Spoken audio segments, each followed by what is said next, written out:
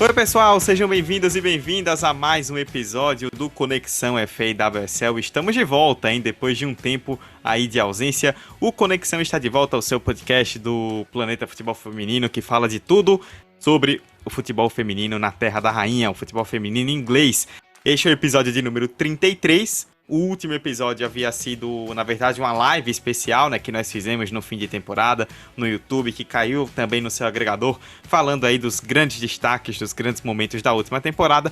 E a gente está de volta agora, ainda falta um pouquinho para recomeçar aí a Liga, a WSL, mas voltamos por uma causa nobre e muito especial para falar da seleção inglesa. Estamos gravando no dia 1º de agosto, segunda-feira, um dia depois do título da Inglaterra. A Inglaterra é campeã europeia, venceu a Euro depois de bater a Alemanha por 2-1 na final. Pela primeira vez, a Inglaterra conquistou o título. As comandadas de Sarina Wiegman, que venceu a Euro como treinadora pela segunda vez consecutiva, levaram para casa o troféu pela primeira vez. Somando homens e mulheres, é o primeiro grande troféu da Inglaterra desde a Copa Masculina em 1966. Então, uma grande comemoração depois de mais de meio século aí sem títulos por parte da Inglaterra, e esse jejum foi quebrado com as mulheres. A gente vai falar bastante aí desse título inglês, do contexto do futebol feminino na Inglaterra, para você ficar muito bem informado e ficar sabendo de tudo aí sobre este título. Não é mais um, eu ia dizer mais um título, né? Mas não é mais um título, é o primeiro.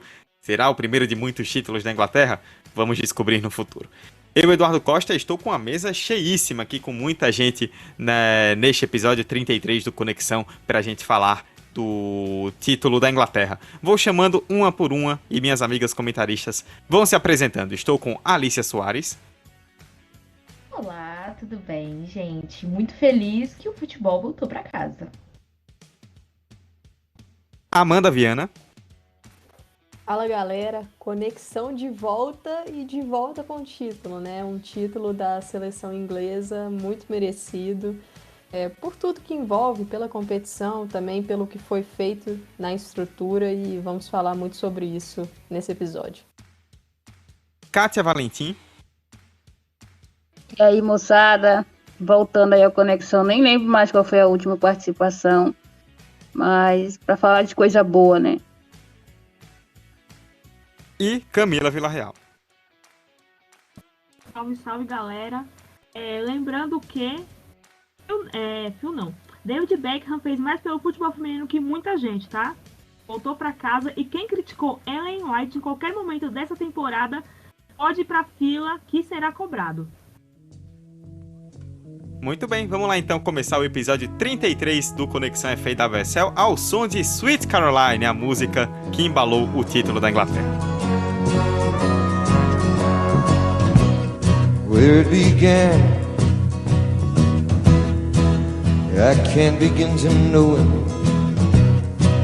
but then I know it's growing strong.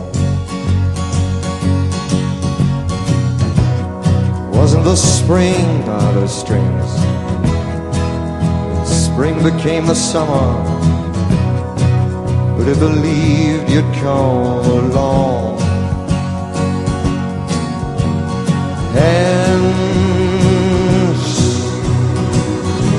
touching hands,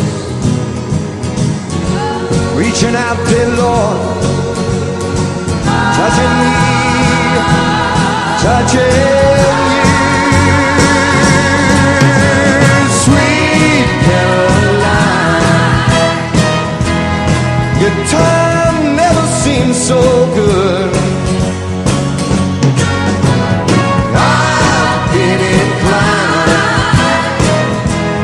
to believe there never were, but now. Vamos começar falando do título inglês então, e eu vou trazer primeiro para a conversa Camila Villarreal, porque ela tem bons motivos aí para falar dessa final, já que foi um atacante dela aí, né, do Manchester City, a gloriosíssima Chloe Kelly, que fez o gol do título da Euro na prorrogação.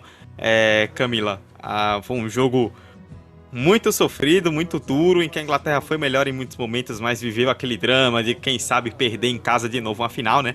Os homens já haviam perdido a final no ano anterior, né, da Euro para a Itália em casa, no mesmo Wembley, também lotado, mas dessa vez as mulheres não decepcionaram e venceram a Alemanha, que principalmente no masculino é um rival que, mas também no feminino, um rival que vinha na pedra, era uma pedra no sapato, né, já de anos e anos e anos, mas desta vez deu tudo certo com o gol da Kelly na prorrogação e a Inglaterra é campeã europeia. Sim, a Inglaterra, né, que é conhecida aí ultimamente por pipocar nas fases agudas de competições, como foi em 2019, 2017 e assim por diante. Chegou à sua terceira final em todos os tempos. Ela foi vice em 84 para a Suécia de Pia Sundhage, a primeira final, uma final da Inglaterra desde 66. Foi vice em 2009, 6-2 da Alemanha. A Alemanha ganhou de 6-2 da Inglaterra. Só que essa Inglaterra, ela tá muito madura.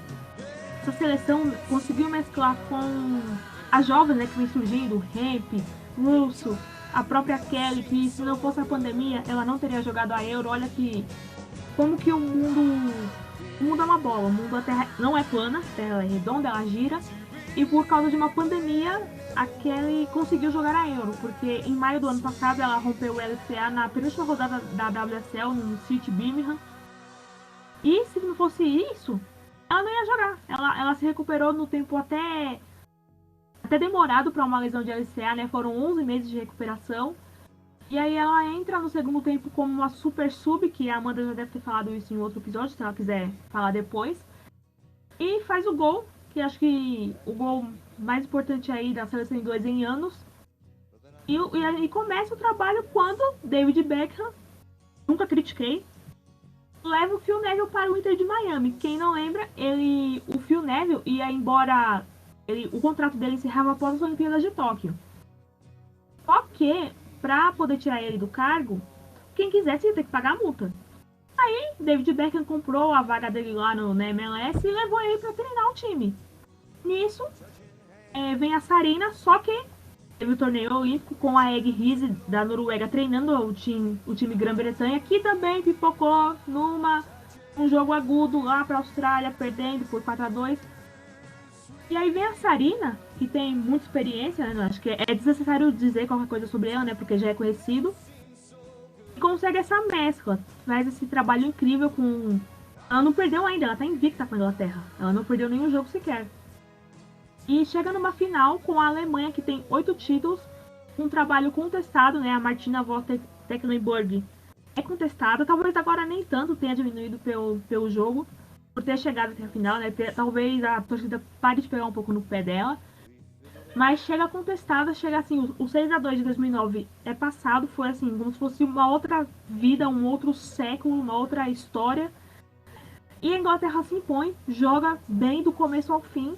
Tudo bem, teve ali um momento ali no meio do segundo tempo, ali uns 20, 30 minutos, e a Alemanha assustou mais, mas só teve aquele momento assim, a Inglaterra vai perder quando a Alina Magu faz o gol, que foi a única vez que a Inglaterra ficou bagunçada na defesa, e a Alina Magu, que é uma ótima jogadora, empata, e aí vai pra prorrogação. E aí o interessante mesmo que entrou pra história foi o gol da Kelly, que arranca a blusa, inclusive tá certíssima, se fosse eu ia arrancar toda a minha roupa, porque é um gol numa final de Euro. É o primeiro gol dela com a seleção inglesa, porque ela fez o gol contra a Bélgica, só que foi computado o gol contra. Não lembro qual contexto, confesso pra vocês, né, que já esqueci de um monte de coisa, mas o gol que ela supostamente fez contra a Bélgica acabou indo contra. Então, o primeiro gol dela pela seleção inglesa foi uma final de Euro. Isso não dá pra descrever o peso disso. Engraçado também no Twitter, a Brandi Chastain, dos Estados Unidos, né, a zagueira que fez o gol do título de 99, que ela arranca a blusa na comemoração, a Kelly também tira a blusa e tal, e a Brandi fala, né, parabéns Kelly, tô te vendo aqui, e se prepare para receber todos os cafés, todas as cervejas e jantares de graça o resto da vida. Então, assim, o gol é importante para a Inglaterra e para ela também, que vai ganhar um monte de cerveja, vai ganhar um monte de coisa de graça pelo gol feito. E o gol de centroavante, né? Vamos combinar um gol de centroavante mesmo ali, aproveitando um rebote, o gol de oportunismo. Mas não tem o que dizer, gente. A Kelly é bola. Ela é bola. Tudo que eu disse aqui não é suficiente. E Ellen White, que todo mundo criticou, fez uma baita Euro, apesar de ter só feito 2 gols. Realmente é muito pouco para uma centroavante. Inclusive, ela tá empatada com o Rooney na artilharia histórica. Acho que falta 1 gol ou 2 para ela passar o Rooney. Mas o trabalho dela sem bola é essencial, gente. O trabalho dela marcando a defesa é essencial. Agora ninguém vai falar mais porque, como ganhou, então ninguém vai lembrar disso. Mas se tivesse perdido, a galera ia macetar ela sim. Mas o trabalho defensivo da White é espetacular. Não tem, assim, são poucas no mundo que fazem como ela. Isso deveria ser seguido pelas demais atacantes da própria Inglaterra. Ora, inclusive aqui no Brasil também deveria ser um exemplo de tática mesmo, assim, ó. Vamos pegar a tática, vamos pegar o White como exemplo, etc. E explicar bonitinho, porque o trabalho dela foi impecável. E eu vou continuar exaltando sim, porque ela é uma lenda do futebol inglês, muito subestimada aí por muita gente. E o Scott também é outra lenda, também mereceu, ela jogou pouco, mas entrou pra história. A Jill Scott só tem ela e mais um cara, esqueci o nome dele. São os 2 únicos ingleses que jogaram competições oficiais pela seleção inglesa em 3 décadas diferentes. Olha que loucura, cara. São, assim, instituições do futebol inglês. E pro futuro, aqui, ó, a White tem 52 gols e o Rooney 53. Então, 1 para empatar e 2 para passar. Então, o trabalho da White foi muito bom. Essa geração da Inglaterra é muito boa. Em 2023, elas viraram a chavinha, mudaram a mentalidade. Em 2023, fiquem de olho nesse time que vai causar muito impacto na Austrália e na Nova Zelândia. We've had the 2 minutes of stoppage time at the end of extra time. No more. No more waiting. England have won a major trophy for the first time ever. History is made in this most historic of tournaments. Serena Wiegmann, the first to win it with different nations, and they've won it the hard way against a really competitive Germany who sink to the earth. And Ella Toone, a magical goal, and Chloe Kelly, a magical story. It's romantic. Bom, It's tearful. Camila falou muito bem aí da seleção inglesa e, assim, trazendo para o que foi esse torneio, né, essa jornada, vamos dizer assim, da Sarina Wiegman no comando dessa Inglaterra. A Sarina assume a seleção inglesa ali depois de Tóquio. Então, é menos de 1 ano, vamos dizer assim, no comando. E é impressionante o impacto que ela teve nessa equipe. Eu acho que a questão da Sarina na Inglaterra, uma frase que eu vi hoje e que eu achei que muito interessante foi da Leah Williamson, né? Ela falou que a Sarina era o ingrediente que estava faltando, que a Inglaterra estava procurando, estava à procura. E para mim é isso, porque essa geração é muito talentosa e estava esperando ali a chegada de uma treinadora que conseguisse transformar todo esse talento em desempenho dentro de campo, que conseguisse potencializar. E eu acho que a Sarina fez isso com maestria, né? Os números apontam, ela não perdeu sob o comando da Inglaterra, transformou essa equipe em uma equipe sólida. Se ali em fevereiro de 2022 a gente chegou naquela Arnold Clark Cup falando assim, vamos ver, aqui vai ser um grande teste para a Inglaterra, porque vai enfrentar a Alemanha, Espanha, Canadá, porque até aqui só enfrentou a seleção mais frágil, né? Foram muitas goleadas lá nas eliminatórias da Copa do Mundo, da UEFA, e aí chega na Arnold Clark Cup e a Inglaterra se mostra uma equipe muito sólida, conquista a Arnold Clark Cup, vencendo a Alemanha pela primeira vez, né? Eu acho que ali já conseguiu, vamos dizer assim, bater esse fantasma, né? Porque tinham anos que a seleção inglesa não batia as alemãs, conseguiu fazer um jogo muito bom contra as espanholas, contra as canadenses também, então venceu a competição e ali eu acho que ganhou mais confiança para esse trabalho.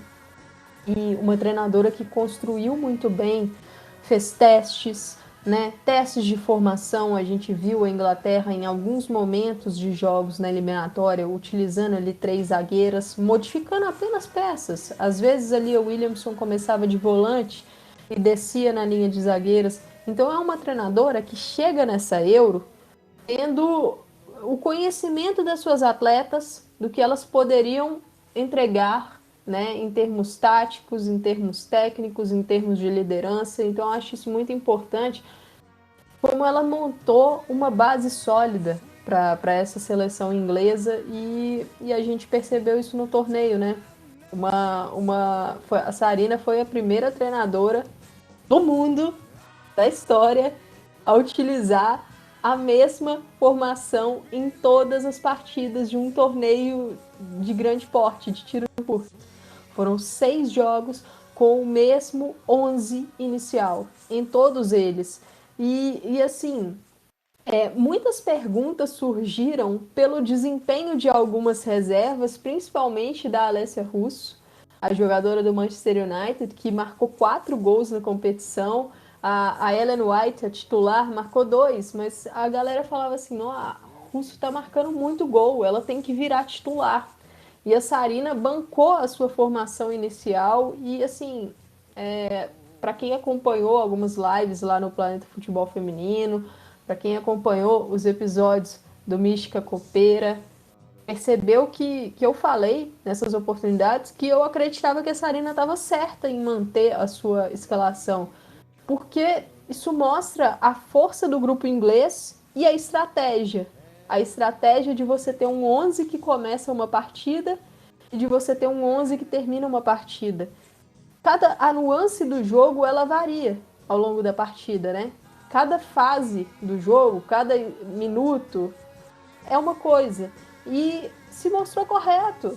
Para que você vai mexer em time que tá ganhando? E eu acho que foi a estratégia dela, ela viu que estava dando certo, começar com a mesma formação e ali no segundo tempo, por volta de 55, 60, 65 minutos, começar a trazer as jogadoras do banco, e elas estavam vindo e fazendo a diferença com a estratégia certa, elas estavam com sua química correta, né? Por exemplo, a Ella Toone e a Alessia Russo, elas são parceiras no Manchester United. Então já existe aquele entrosamento, aquele conhecimento, né?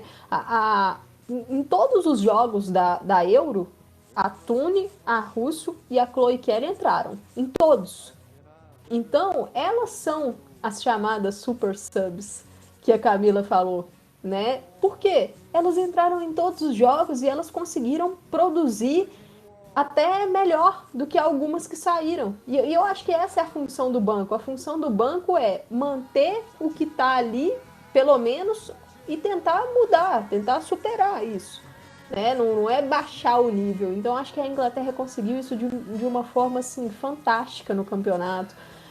Ao longo de todos os jogos a gente percebeu. E essa força do banco, ela é tão grande que a Inglaterra marcou 22 gols no torneio. Desses 22, 7 vieram exclusivamente de jogadoras do banco. Então acho que isso já mostra a força desse grupo, a qualidade desse grupo. E assim, pra gente aqui no Conexão, eu tô fazendo o quê? Pouco mais de 1 ano que eu tô aqui na equipe do Conexão, e um prazer imenso sempre. E a gente que acompanha a liga inglesa de perto, vemos essas jogadoras e assim, a gente vê a galera crescer. E isso é muito legal. Quando você vê jogadora que tá ali no Manchester United, como a Ella Toone e a Alessia Russo, muito jovens, começando ali a sua trajetória como profissional, e elas fizeram uma grande temporada 21-22. E aí a gente vê uma Toone que foi para a Olimpíada de Tóquio pela Grã-Bretanha, né? E ela foi inicialmente como uma suplente, mas com a mudança da regra, ela pôde entrar no elenco principal, teve alguns minutos. Então a gente viu o crescimento dessas jogadoras, e eu acho que isso tudo mostra o processo dessa seleção inglesa, mostra o processo da liga. Quando a gente fala que às vezes os clubes são... Às vezes não, os clubes eles são vitais, né, na formação das atletas. Quando você tem uma liga forte, Quando você tem clubes que dão minutos para essas jogadoras, elas vão chegar na seleção mostrando a sua qualidade. E aí, quando você tem uma treinadora que sabe montar um grupo, gerir um grupo e potencializar as características, a chance de sucesso ela aumenta. Eu acho que isso é a base dessa seleção inglesa. É uma seleção que é muito forte com a bola no pé, gosta de sair jogando desde lá de trás. A gente viu aí uma Leah Williamson muito bem na zaga e pode ser surpresa para algumas pessoas, porque se a gente vê a jogadora no Arsenal, né, é uma zagueira que sempre se caracterizou pela posse, por ter uma saída limpa, por conseguir passes quebrando linhas, por ser uma jogadora que auxilia a construção, mas que defensivamente ela parecia melhora. E ela fez uma Euro, na minha visão, muito sólida como zagueira e jogando pela esquerda, que não é fácil. Ela foi muito bem, na minha visão. E uma seleção que a Camila citou, a Ellen White, eu acho que o trabalho sem a bola dela foi vital. Se ela decepcionou, vamos dizer assim, em termos de gols, eu acho que ela trouxe outras características para a mesa nessa seleção inglesa. Uma seleção que tem pontas muito fortes. Eu achava que esse torneio seria o torneio da Lauren Hemp, por tudo que ela vem representando no City nessas últimas temporadas. Mas foi um torneio mais tímido dela, mas a gente teve aí o torneio da vida da Beth Mead, que já vinha de uma boa temporada no Arsenal e conseguiu traduzir isso tudo para o campo, marcando gols, dando assistências, né? Ela termina como a artilheira da competição, 6 gols ao lado da Alex Popp, mas levou o troféu porque tem 5 assistências, o maior número da competição. Então, dos 22 gols marcados pela Inglaterra, a Mead participou de 11 deles, 6 gols e 5 assistências. Então, são alguns números que vão explicando o sucesso dessa equipe, né? E assim, eu deixei por último para falar de uma jogadora que eu gosto muito, para mim, na minha opinião, foi a melhor jogadora do campeonato. Acho que o prêmio está em boas mãos com a Beth Mead, mas não seria a minha escolha. Eu vou com a Keira Walsh, ela é o equilíbrio desse time. Ela fez uma Euro fenomenal, foi a melhor jogadora da final eleita pela UEFA, ela fez uma final fantástica. A assistência que ela dá para ela Tune é fenomenal, mas eu acho que vale destacá-la porque a gente já vê a sua influência no Manchester City. Ela é uma jogadora silenciosa, ela é a cola da saída de bola, da construção. Ela tem uma característica de passe, para mim, fantástica, muita precisão, ela vê o campo muito bem, ela escolhe muito bem as jogadas e para a Inglaterra isso foi muito importante. Então, assim, acho que é um título extremamente merecido. Só para não esquecer, a goleira Mary Earps foi vital. Chegou para essa competição sem, vamos dizer assim, sem ter a aprovação geral, né? Ela tem a confiança da Sarina e eu acho que é isso que importa. Assim, ali no grupo, a treinadora tá te bancando, tá te passando confiança. Ela foi a número 1 da Sarina durante o ano praticamente inteiro da Sarina, né? Foram pouquíssimas vezes que a gente viu outras goleiras. Eu acho que a lesão da Ellie Roebuck no início da temporada 21-22 também influenciou para isso. Mas a Sarina deu confiança para Mary Earps. Ela fez uma boa temporada com o Manchester United, na minha visão. E assim, a Euro dela foi espetacular. 2 gols sofridos e atuações ali extremamente decisivas. Eu aponto principalmente os jogos contra a Espanha e Suécia, que ela fez defesas fantásticas para segurar o placar.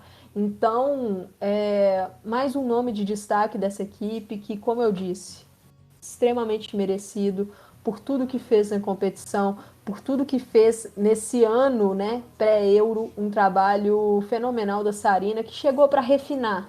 Ela chegou para dar aquele toque final, né, gerir muito bem o grupo, colocar uma mentalidade ali vencedora, uma bolha nessa seleção inglesa. A gente viu ali a Williamson falar depois do jogo, né, pressão, como assim pressão?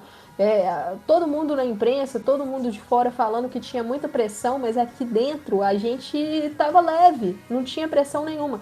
Então acho que isso vai muito também do trabalho que é feito lá dentro, nos bastidores da comissão técnica, de poder dar uma condição para essas jogadoras de confiança, de jogar com alegria. Eu acho que foi isso que a Inglaterra fez. E para a gente que acompanha de perto o campeonato, isso é muito legal. Foi uma Euro de recordes, do início ao fim. Já abriu com mais de 68 mil pessoas no Old Trafford. E ali, né, já marcou o maior recorde da Euro feminina. A final acabou ultrapassando, se tornou o maior público da história das Euros, tanto masculina como feminina. Mas foi um título incontestável. Acho que a gente pode dizer que foi uma conquista que não tem como contestar. Foram a melhor equipe do início ao fim. E o time começou avassalador, né? Começou com a rotação lá em cima, apesar de ter sido só 1-0, e aí a gente tem que dar os méritos totais para a partida que fez a Áustria, que foi uma das equipes que mais dificultou a vida da Inglaterra na competição. Mas foi um domínio completo, né? Foi um domínio completo, e aí depois, segunda rodada, vem aquele massacre que foi, não tem outra palavra para dizer o que foi aquilo, né? Contra a Noruega, que é a maior goleada de uma história da Euro, e fecha aquela vitória ali por 5-0 contra a Irlanda do Norte. E pelas equipes que enfrentou, a Inglaterra ainda chegou nas quartas com muitas dúvidas. Será que esse time vai conseguir? Será que esse time mentalmente vai conseguir lidar com os grandes desafios? E aí a Inglaterra encontra um cenário que foi a primeira e única vez na competição em que saiu perdendo. E o time não sentiu. O time conseguiu empatar, conseguiu virar e avançar para as semifinais. E ali a gente viu que mentalmente era outra Inglaterra. Porque o grande adversário da Inglaterra sempre foi o mental. E ali a gente viu, a Sarina arrumou isso aí. E agora a coisa é séria. Elas vêm forte nessa briga pelo título. Foi 22 gols, apenas 2 sofridos, né? Campeã invicta. A Sarina, que é bicampeã invicta da Euro, com 100% de aproveitamento. Ela venceu todos os jogos com a Holanda em 2017 e venceu todos os jogos agora com a Inglaterra. Então ela tem mais esse dado aí, né? Impressionante. Sabe jogar Euro, né? A gente fala que tem jogadora que sabe jogar final, tem treinador que sabe jogar campeonato. A Sarina sabe jogar Euro como ninguém. E é como as meninas já citaram, né? Foi um time que foi consistente. Inclusive, quando a White foi substituída, rolou ali um ensaio de vaias para a White, porque a galera meio que não entende muito essa questão. Acha que centroavante é só colocar a bola na rede. E hoje, no futebol, o centroavante ele tem que ser muito mais que isso.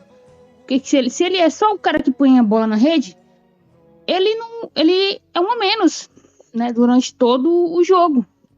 Então, eu acho que a gente até elogiou muito em outros programas de outros podcasts o papel da White, que é uma centroavante, que é aquela centroavante mesmo, aquela que tá lá para pôr a bola na rede, foi impressionante nessa Euro. Eu não entendo por que a galera fala como se ela tivesse feito uma Euro abaixo. Claro, a Russo tava fazendo gols, mas aí a gente viu, né, nessa final, de que a Russo entrou mais cedo e por mais que não tenha decaído o nível, não morde feito a White morde. A White, ela perturba a defesa e a goleira do início, da hora que deu a bola rola, até a hora que ela é substituída.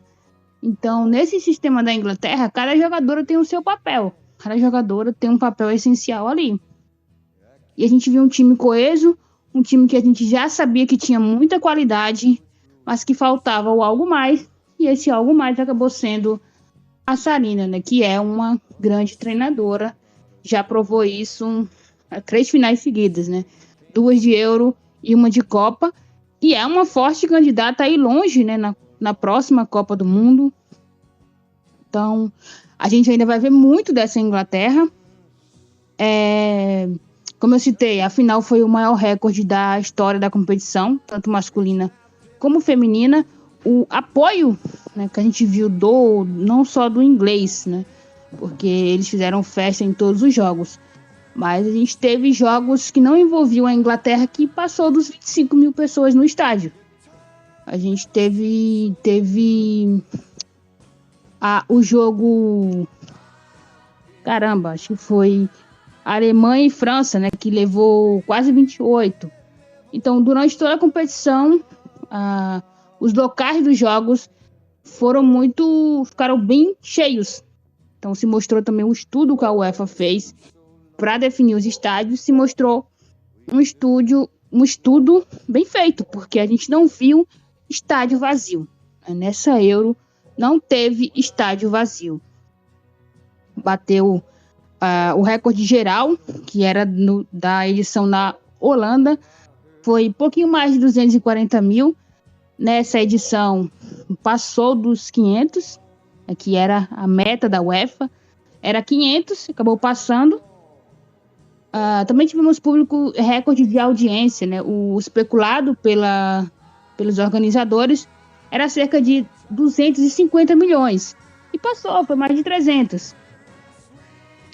O jogo entre a final, né, chegou a mais de 23 milhões de pessoas no Reino Unido, quase 18 milhões na Alemanha. A Alemanha que, inclusive, apesar da derrota, a equipe foi recebida por mais de 7 mil torcedores lá na Praça de Frankfurt. Então foi uma competição que, como as jogadoras, os técnicos, as pessoas que estão fora, né, a mídia está descrevendo.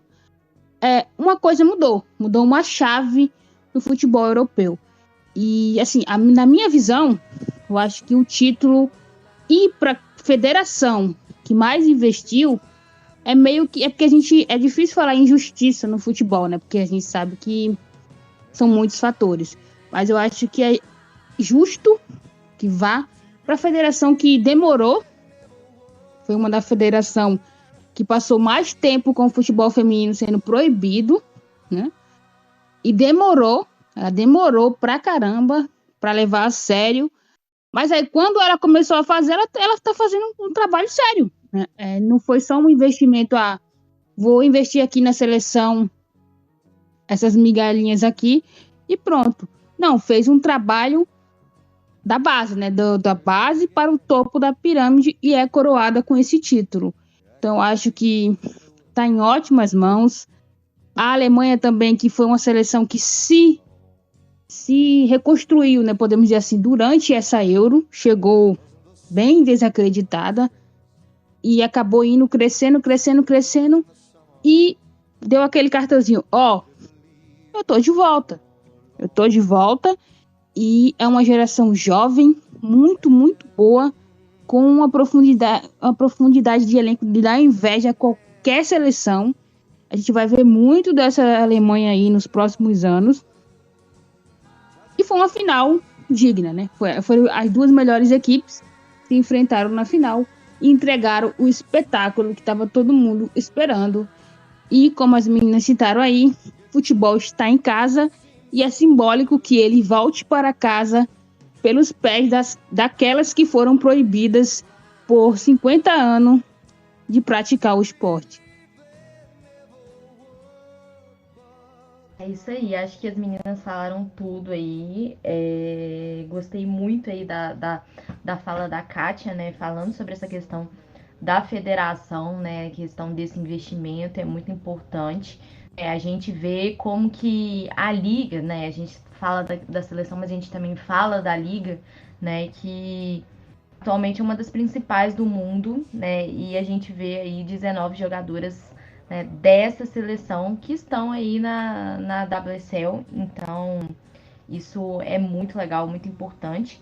E Acho até muito legal que a Williamson falou, né? De assistir a liga, né? De dar esse palco, né? E cada vez mais que a gente vai assistindo aí mais audiência, né? Como a gente viu esse público sensacional aí na Euro, poder ver na liga, né? E acho que falando um pouquinho aí sobre essa questão do time, né? É sensacional a Sarina Wiegman conseguir essa coesão, né, de conseguir manter esses jogadores e conseguir aproveitar esse máximo desse físico e aproveitar as suas reservas da sua melhor forma, né? Sobre Ellen White, concordo totalmente aí com o que todo mundo tá falando. A participação dela é essencial, essencial, mesmo que não faça gols. É uma jogadora, assim, uma das maiores jogadoras aí, tranquilamente, dessa seleção, né? Então, acho que a escolha pela Sarina Wiegman foi a melhor possível para conseguir todo esse desenvolvimento que está tendo dessa seleção inglesa, visando a Copa do Mundo aí de 2023 e as próximas competições aí do ciclo. Duas coisas. Primeiro, se surpreendeu com o futebol da Keira Walsh, quem não acompanha a liga, quem não acompanha o City, porque o que ela apresentou em alto nível, ela já apresentava em alto nível desde que chegou no City, praticamente. Acho que, eu não lembro se já falei aqui no Conexão, mas a Walsh, ela chega no City com 16 anos, ela foi para uma peneira, na verdade. Uma peneira para jogar o Sub-16 ou Sub-18, não lembro agora. Aí, durante a peneira, o Cushing a viu jogar e falou, não, ela não vai pro Sub-16, ela vai pro profissional. Tanto que ela estreia como titular na final da Copa da Liga, e em dado momento ali do jogo, ela marca ninguém mais, ninguém menos que Kelly Smith, que é Deus no céu, Kelly Smith na terra, que é a maior jogadora do país, né? Então, só quem falou mal mesmo, realmente, ela fez uma Copa 2019 abaixo, mas quem criticou ela hoje, se baseando em 2019, a pessoa tá errada. Outra também que eu quero pontuar, Mary Earps, já critiquei, foi merecido. Então, já tô vendo a fila de pessoas que estão indo lá pedir desculpa pra ela. Eu sou a primeira dessa fila, porque ela fez uma Euro espetacular. Só 2 gols sofridos, várias defesas assim, bem difíceis, coisa que ela não fazia no United. E é interessante porque eu vendo notícias, né, vendo artigos, etc. Eu lembrei, por incrível que pareça, que a Earps não era ruim no Reading.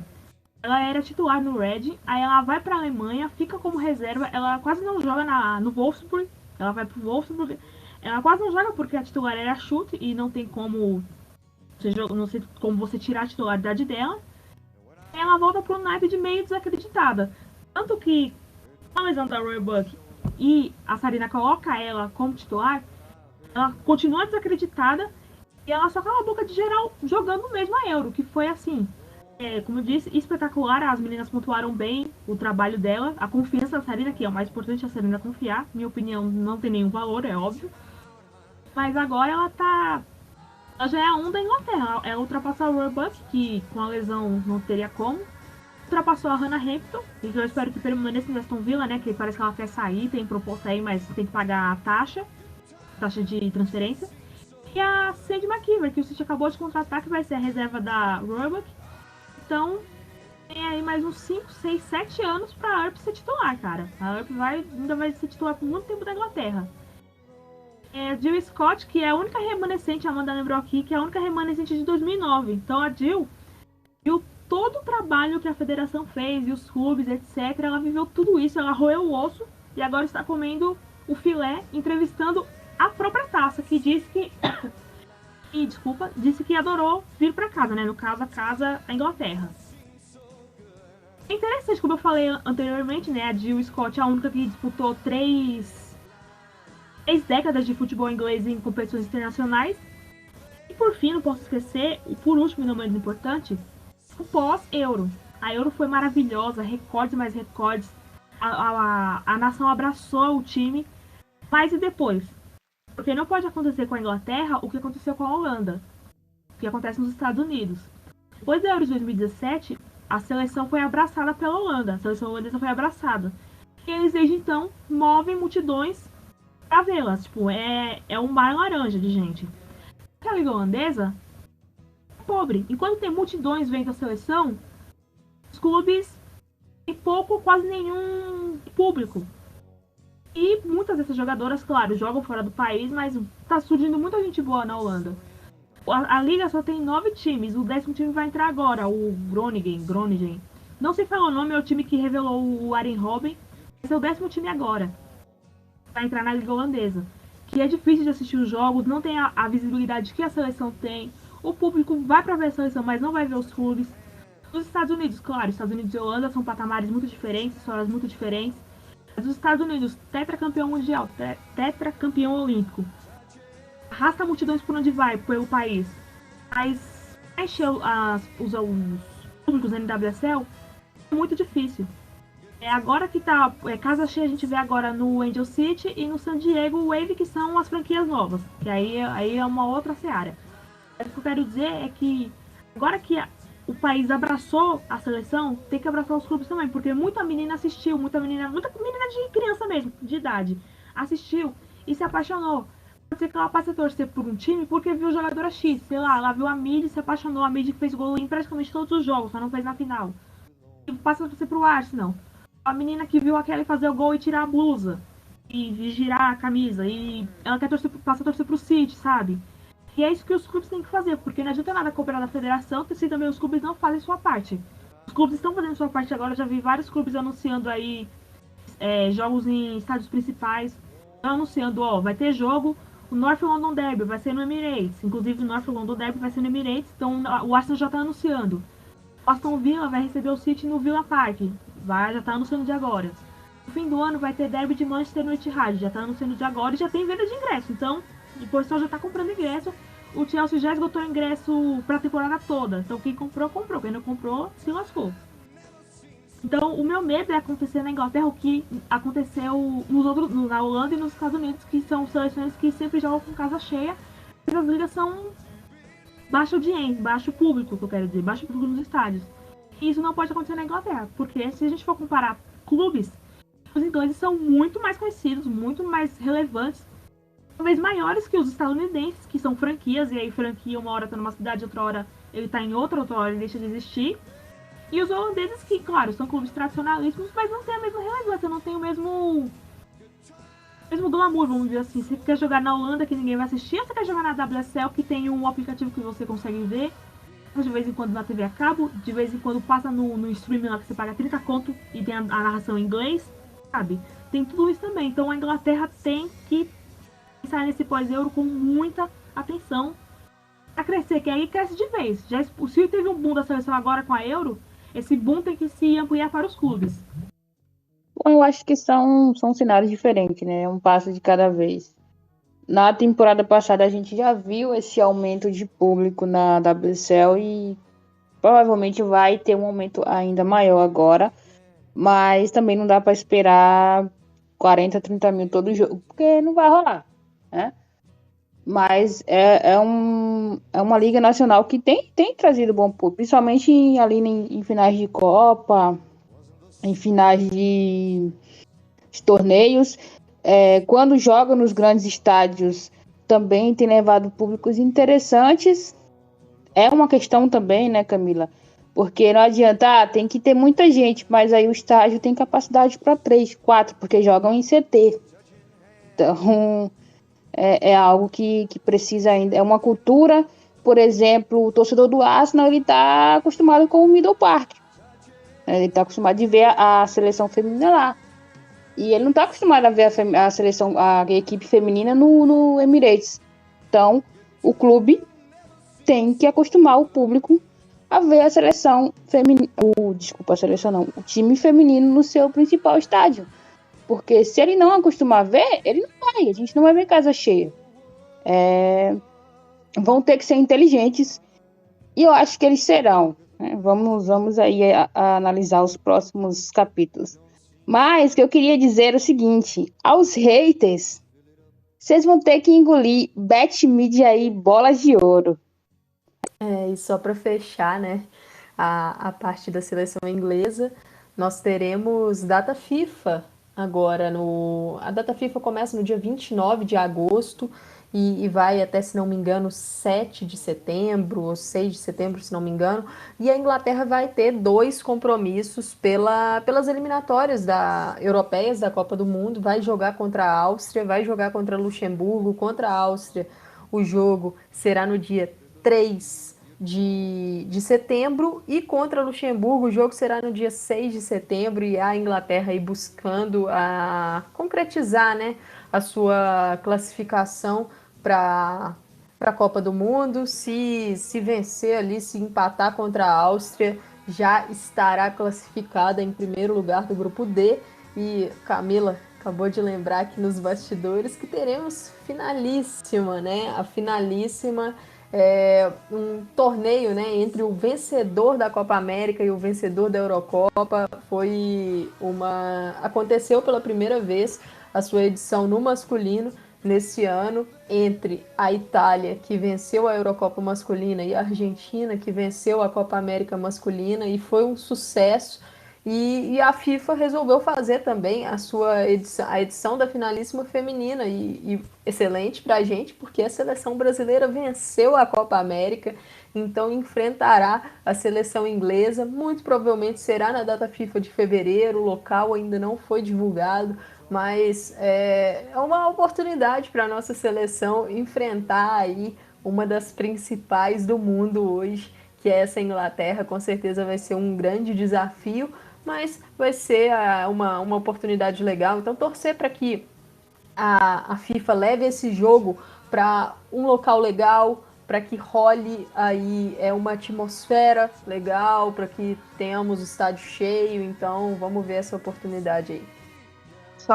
Só uma correção, Amanda. Não é FIFA, né? É uma iniciativa UEFA e Comebol. Então tá corrigido aí. Vai ser na Europa e provavelmente vai ser na Inglaterra, né? A primeira edição, se não me engano, foi em Wembley, não foi? Mas se for na Inglaterra, eu não vejo isso muito como problema, porque eu acho que dá até para aproveitar esse boom, né, Kátia? Sim, eu acho tranquilo. É bom aproveitar lá a empolgação deles para cometer o crime na casa deles.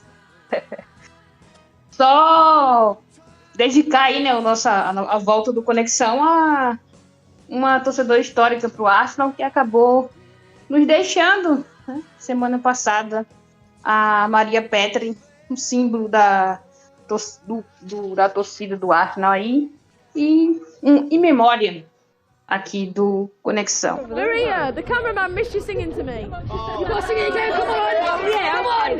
Yeah! Come on, we'll clap it again. Come on, guys. You have to clap slowly, otherwise I can't. Right, ready? There is a girl from England, me-do. She scores some goals from on the wing, me-do. The girl does good, we knew she would. She plays the game like she should. Beth Mead, footballer, plays for Arsenal. Olé! Yes, Maria! Até eu quase chorei, gente. Maria Petry, que é uma lenda do Arsenal. Ela assistia todos os jogos masculinos, femininos e de base. Tipo, ela era reconhecida por todos, inclusive a Arsène Wenger deixou mensagem, os jogadores, jogadoras. É assim, uma lenda mesmo. Até a gente que não torce pro Arsenal, ficamos todos tristes, porque querendo ou não é uma perda, é uma lenda do futebol, uma inspiração também para outras mulheres que torcem para futebol. E, nossa, eu vou até chorar aqui, gente. É o que eu queria dizer, e aí eu vou encerrar minha participação também. Seleção espanhola. Os fãs da seleção espanhola têm que parar de chorar, porque tic-tac só funciona com o Pepe e Guardiola. Os outros que querem fazer posse de bola tem que ter plano B, C, D. Porque se for tentar só toque de bola, só tic-tac, não vai rolar, vai passar vergonha. Porque o que eu vi de torcedores, principalmente barcelonista. Você que torce pro Barcelona, filho, para. Você para, viu? Não para de torcer. Para de querer falar que a seleção espanhola é melhor, que a seleção isso, que a seleção aquilo. Por quê? Eu vi um Twitter que definiu bem nessa questão. Foi o seguinte: a final é entre Inglaterra e Alemanha, e quem tá chorando é os espanhóis. Exato. A Espanha que é o troféu de joguei de igual para igual com a Inglaterra. E assim, não que a Espanha seja ruim, tô falando que é um lixo, com uma porcaria, por mais que eu ache isso mesmo. Não gosto da seleção espanhola. Mas ela tem que se pôr no seu lugar. A galera tá exaltando uma coisa na seleção que não tem. Igual de tic-tac, só dá certo com o Pepe. Eu vou falar de novo. Só dá certo com o Pepe. Quem quiser tentar isso aí de novo, quem quiser tentar a posse de bola, né? Trabalhar a bola, tem que ter plano B, C, D. Porque se for só nisso de tic-tac, é um futebol chato. Às vezes não é objetivo, porque você toca, e aí alguém acaba perdendo a bola e aí já era. Assim, a explicação bem grossa mesmo, minha, bem a grosso modo. Então, quer tentar? O plano B, C, D, senão vai ser que nem o City do Taylor, que vai ser aquele parto, trocentos toques na bola, chega na cara do gol, a bola vai pra fora. E é isso, né, gente? Espanha chorou muito, sem motivo, não foi pênalti, não sei onde vocês viram pênalti. Então, espanhóis, dá uma segurada aí, filho. Segura, porque vai chegar um dia que vai ser uma boa seleção, independente de Alexa, porque a Alexa rompeu o LCA, infelizmente, né, a Hermoso foi na panturrilha, não lembro a lesão dela agora, foram 2 perdas muito sensíveis. Mas, gente, calma. A seleção espanhola tem que comer muita coisa com feijão ainda para chegar no primeiro escalão. E agora a gente vai encerrar, o Eduardo vai trazer as primeiras datas do uma Super League, que é em setembro, né? Como diz o pessoal da NFL, setembro sempre chega. E também vai chegar para nossa queridíssima WSL, que eu estou com saudades. Antes do Eduardo passar as datas aí, né, que é em setembro, lembrando que a temporada pro Manchester City começa esse mês, né, Camila? Tem pré-champions aí e um possível reencontro com o Real Madrid, né? Se os dois passarem, vão se enfrentar ali no dia 21 de agosto. É jogo único, ganhou, levou, valendo vaga na segunda fase aí da Champions feminina. Ai, meu Deus, pra que lembrar disso, Brasil? Realmente, vai ter a pré-Champions, porque o City terminou a temporada em terceiro. Vai ser com o Tomiris Turan, acho que é assim que fala, do Cazaquistão, que eu nem sabia que tinha futebol feminino no Cazaquistão, que bom que tem. Vai ser contra esse time aí. E se ganhar, passa do Real Madrid. E aí eu acho que a questão, sabe, bolinha quente, bolinha fria de sorteio, porque não é possível, gente. 2 temporadas seguidas, City Real. E dessa vez o Real com o Caroline Ware, que trocou o City pelo Real, dizem que é o time que ela torce, não sei, também não me importa. E realmente, se não passar do Real, o Taylor tem que ser muito cobrado. Tudo bem que eu aqui morando no Brasil, morando em São Paulo, capital, não posso fazer nada. Só posso meter a boca no trombone. Então, quem não gosta do City e não quer saber o que eu penso sobre, então eu já me silenciei agora, porque se não passar do Real, vai ser um vexame, como já teve outros vexames aí com o Taylor. Eu vou meter o pau, porque muita gente passa pano e eu não sou, assim, muita gente não aqui no Brasil, eu digo na Inglaterra mesmo, consigo muitos torcedores de lá. Fora Taylor ainda não, Edu, que o Edu nos bastidores tá falando assim, fora Taylor, deixa a temporada começar, agora a gente tá aqui pra exaltar a seleção inglesa, exaltar Chloe Kelly com sua comemoração icônica. Se eu fosse inglesa, eu iria pra festa lá na Trafalgar Square e já ia fazer uma tatuagem em seguida, porque é uma comemoração icônica. Teve gente que falou, é uma comemoração feminista e não sei o que, começaram a meter pauta feminista no assunto pra uma coisa que também não é assim, é só uma comemoração de gol e deve ser vista como tal. É um gol histórico, como uma comemoração histórica que poderia ser qualquer outra coisa. Ela poderia, sei lá, ralar na boquinha da garrafa, poderia sentar e chorar, poderia fazer nada, mas ela quis arrancar a blusa e girar. Inclusive a foto ficou excelente. Então, é isso. Fora Taylor só quando começa a temporada. E ralar na boquinha da garrafa é uma coisa que sei agora.